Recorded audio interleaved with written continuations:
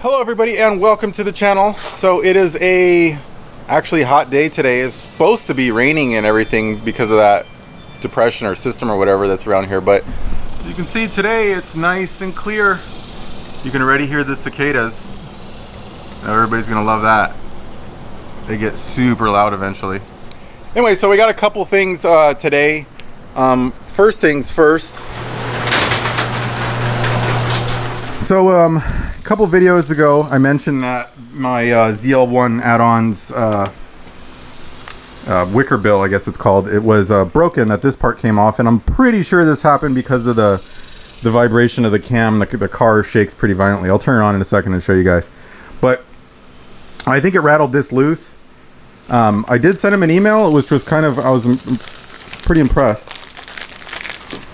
So I sent them an email and I told them what the situation was, and I sent them a picture of what my setup was and what happened, and they asked me for my address, and right away they shipped me a replacement. I was gonna not set this on the car because everybody will yell at me for scratching it, but I'm just gonna get yelled at. All right, so here it is, and that looks identical. So they did send me the full, like the rivet thing. I don't even know if I know where my rivet gun is, and I'm hoping that the rivet is fine. It's just that the screw's backed out. So only one way to find out. So you can see here, all it's done is unscrew the little rivet thing from the screw, and I'm just gonna screw this in, and hopefully that's it.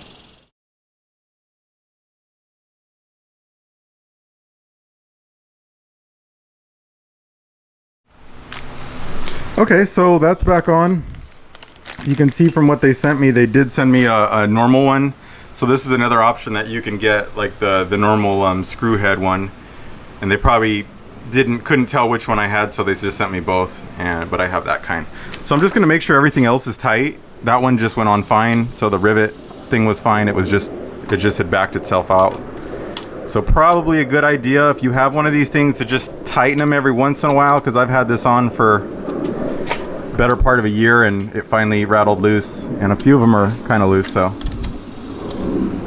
just something to keep in mind. Don't let it rattle and fall to the ground like I did. And that is fixed. Thank you, ZL1 add-ons. They came through right away and just sent me a replacement part, so good company there. And I actually like this thing. I'm glad that was a super simple fix. So the next thing to discuss would be the Pilot. So again, I don't really know what to do with the Pilot. One thing I was considering is actually putting it on Turo. I know Doug DeMuro always talks about Turo, and I just figured, like, I don't drive it, and I don't really need to drive it, so maybe I could put it on Turo and someone can use it for road trips or whatever a vehicle like this is good for. Definitely good if you have like a bunch of passengers. It has like you know, tri-zone climate control and rear DVD and all that good stuff. Seats 7 or whatever it does. So it's a decent car. It's just, you know, not what I was looking for at the moment.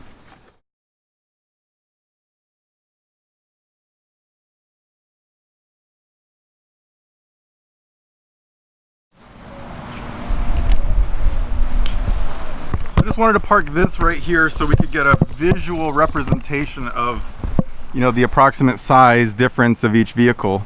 Because as you know, one of the main reasons I went with the truck is I wanted something I can lift up higher so it would be able to go through more water. And yeah, so obviously stock, the comparison, because I'm going to do the same comparison after I lift it, and that's actually what we're going to talk about right now.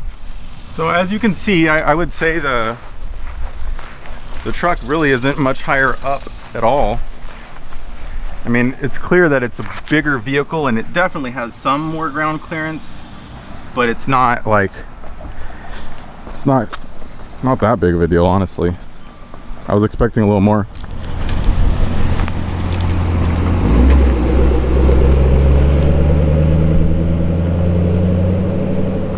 So as you can see, this thing's gonna need a lift if it's gonna have any chance of going through, you know, decently high water, considering the fact that, you know, on one of these vehicles you can essentially go till, I mean, if you want to have like almost no impact, you can go till the water reaches this point. And of course on the Pilot that point is a lot lower. I could measure it, but it's lower nonetheless. So, not by a lot though, only by, I'd say, probably like 3 or 4 inches. So it can go through more water.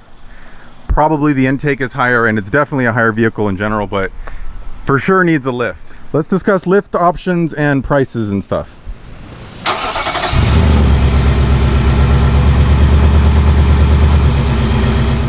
So I wanted to go over different lift options. So for these Nissan Titan trucks, there's 2 main lifts that companies make, at least in larger 6-inch lifts, and 6 inch is the tallest that anyone makes, at least that I'm aware of. If anyone knows of something better, taller, let me know. But so the company that I've been looking at for the install of the lift and tires is Texas Off-Road and Performance, and that's in Manvel, Texas. I've been working with Glenn Brown, the owner, and he seems like a cool guy. He's been giving me lots of quotes and different suggestions on what to do, so I'm pretty sure I'm going to get it done there.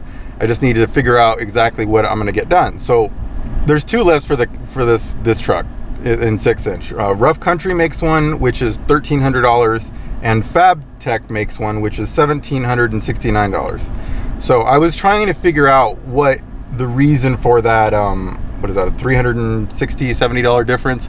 Why is it more expensive? And basically the installer said they're essentially the same quality, both have lifetime warranties.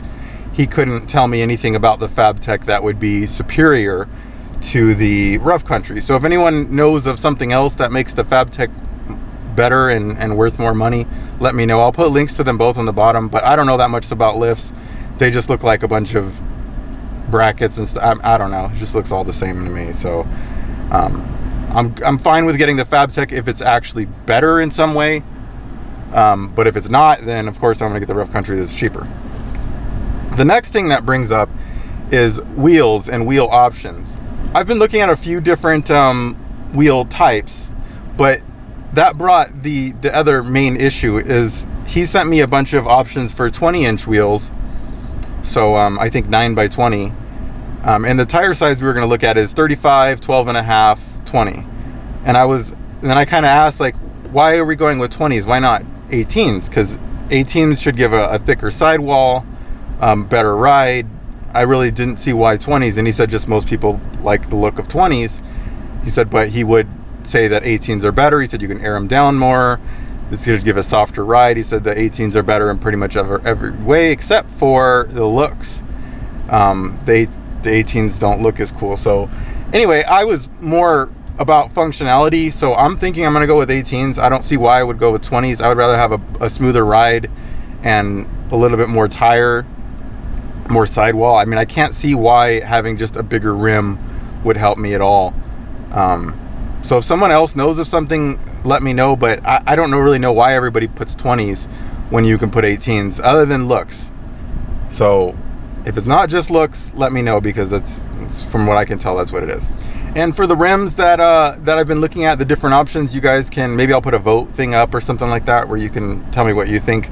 But we were looking at the Fuel Crush D561, probably in a matte black.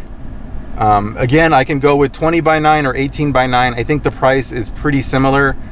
The other ones were Moto Metal 986.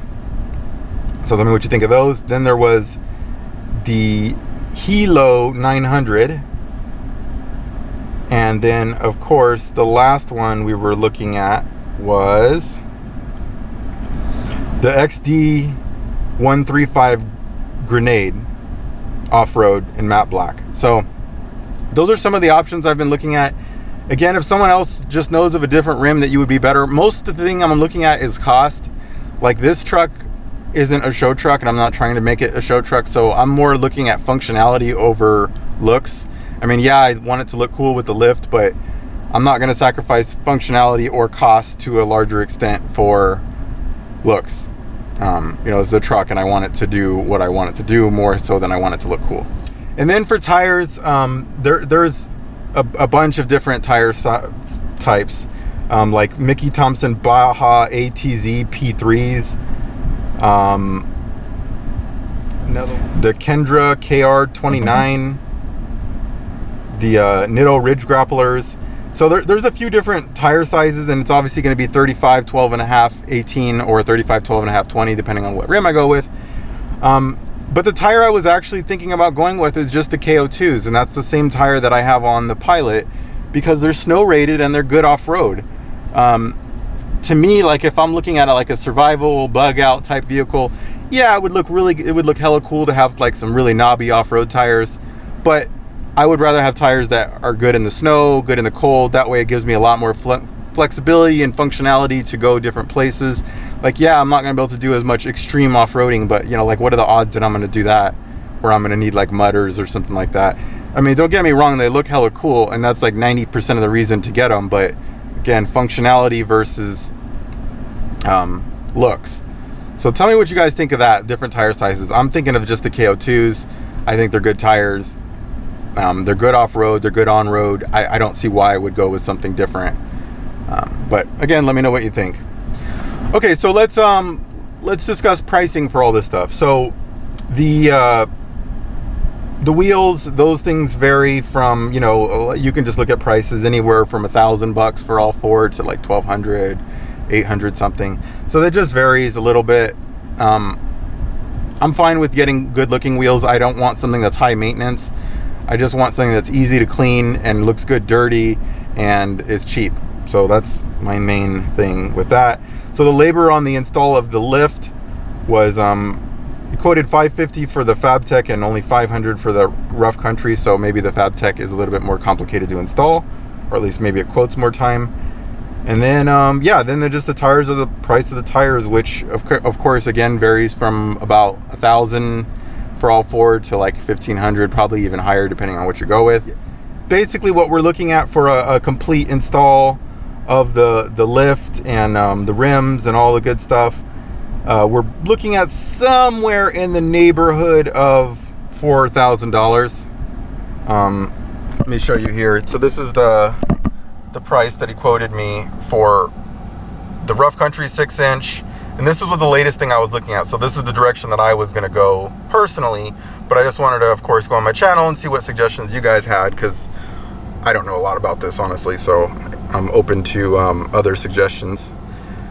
And this was with 18x9 XD 135 Grenade off-road wheels and Mickey Thompson Baja ATZ P3s, mounted and balanced, installed, everything. He said he can do it in about a day.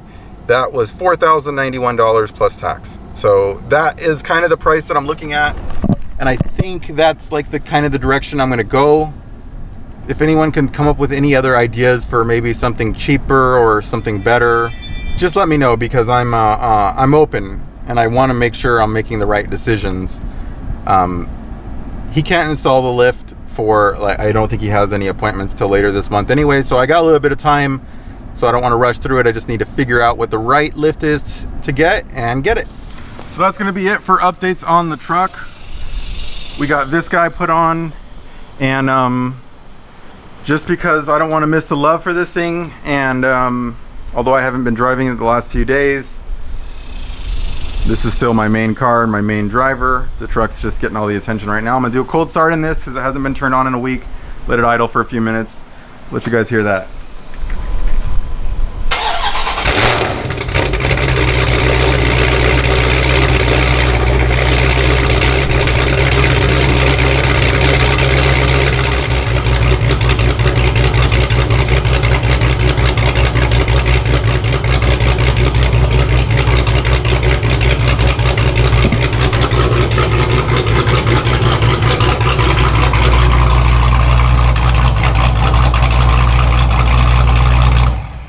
Still works.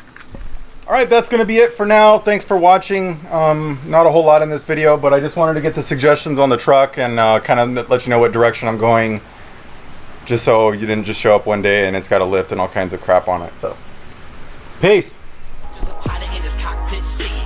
Black leather on his ass, keep a hustler heated. Weed is engaged in the pavement. Rubber escorts like I'm seeking arrangement.